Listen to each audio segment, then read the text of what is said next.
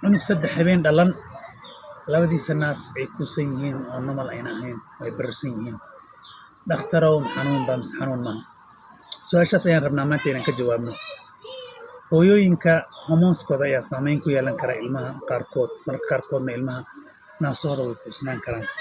wiil iyo gabadhna kuma kala xirno waa wax iska caadi noqon kara haddii labada naas bararsan waxyaala yara kuusan yihiin marmar caano waxaad moodo cad ay ka iman karaan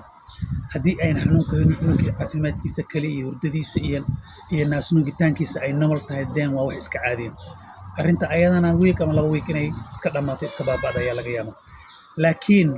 haddii aad ku aragto arrimahan soo socda deen problem ayaa jira taasina waxay u baahan tahay cunugaas in dhakhtarka loo geeyo kow hadduu bararka hal dhinac yahay haddii bararka uu guduud yahay oo xanuun cunugana uu xanuunahay haddii qandho cunuga uu leeyahay qandho uu keenayso haddii bararkii uu zaa'id u sii weynaanayo maalinta ka dambayso uu sii kordhayo deentaasi waxaad u baahan tahay sida ugu dhaqso badan cunugaasi inaad dhakhtarka u geyso waxaan rajaynayaa inaan su'aashaada ka jawaabay waa anigoo Dr. Cabdiqaadir dhakhtar caruur wassalaamu calaykum waraxmatullaahi wabarakaatuh